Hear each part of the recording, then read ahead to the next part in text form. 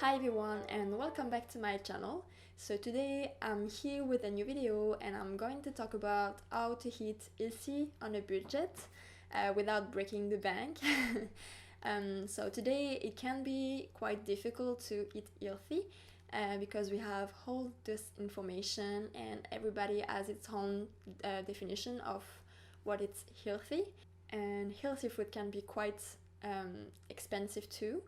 So today I'm gonna share a few tips to show you that it's possible to eat healthy on a budget. If you find this video helpful, please let me know and give this video a thumbs up if you want.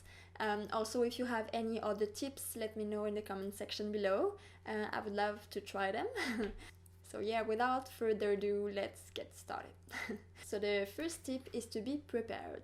And by being prepared, I'm thinking about writing a grocery list. You check all your pantry and your fridge and you note all the things you need. And when you go to the grocery shop, then you just buy what you need. You're not being distracted by all those promotion and all those advertisement. You just buy what you need. So it's quite important, even if you don't want to eat healthy. The second tip is to cook yourself.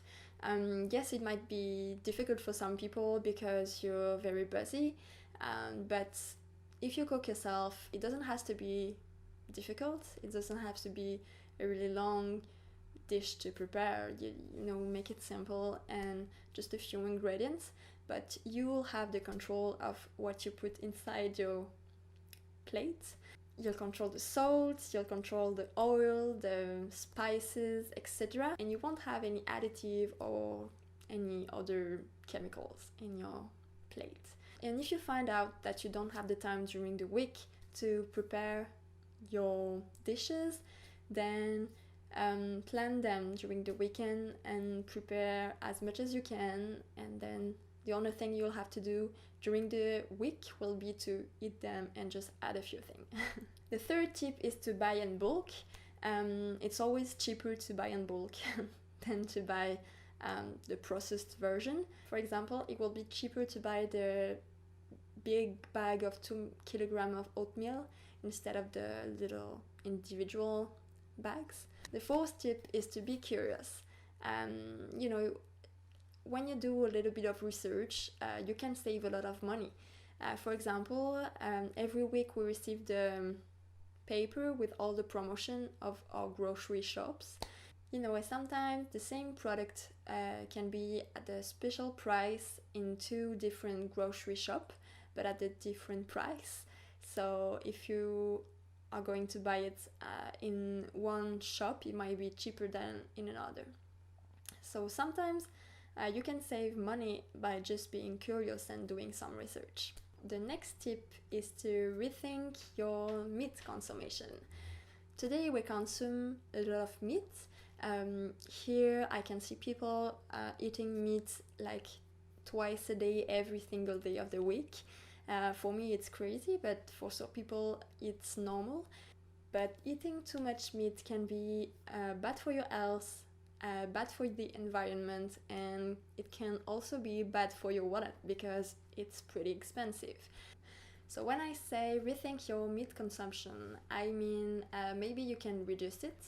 You make the choice to only eat meat twice or 3 times a week instead of every day. You can also choose to try less expensive cut of meats.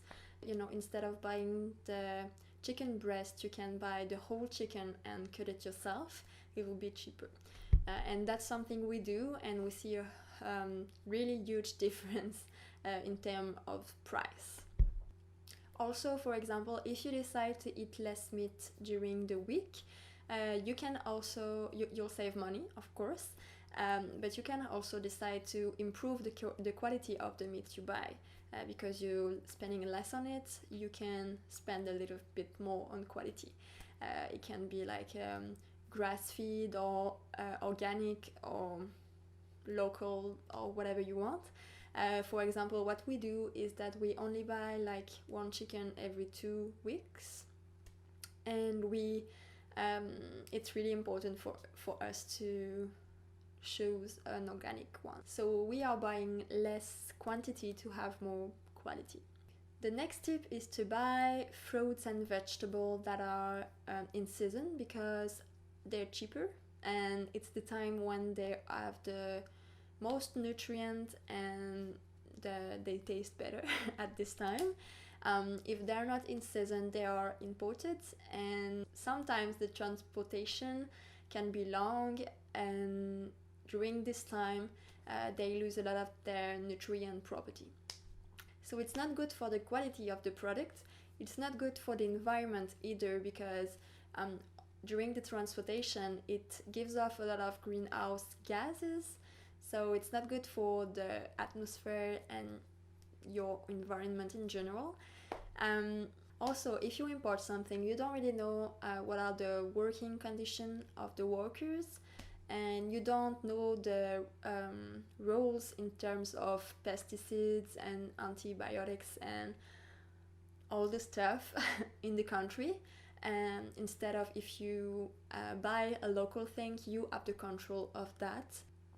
So buying local and in season, it's good for your health, it's good for your budget, it's good for your environment and the environment of your future children. And it encourages the local farmer and your local economy. So it's good in all points. The 7th point is to buy frozen fruits and vegetables. Usually when they're frozen, they keep all their nutrients and vitamins, so it's better to buy frozen fruit instead of buying imported fruits, for example. You'll have more for your money and it's cheaper because you can buy them in bulk. The final tip, and probably the most difficult one, it's to make them grow yourself. Yes, some people won't like this idea, and that's fine. Everybody can do whatever they want. But if you want to save a lot of money, it's a really easy way. Because seeds are really cheap, and you don't have to have a huge garden. You can just plant a few seeds in your kitchen and grow like mint and rosemary and I don't know, but it will be cheaper than buying the final version. And also, it's like when you grow yourself your vegetable, you're so proud of them and you're so happy to eat them, and you'll also have the control of what you put in it. If you don't want pesticide, you'll just use it, and you can use your own compost to make them grow, which is even better. So that's it. That was my 8 tips to eat healthy on a budget. Of course, when you're on a budget, you can't do everything. You have to compromise somewhere, but you always have to remember that every action counts, and even if you just do a little thing, it will help your health, your environment, your budget, and it will also help your economy. So every action counts. Don't forget that. That's it for today. I hope that you liked this video. If you did, please give it a thumbs up and subscribe to my channel.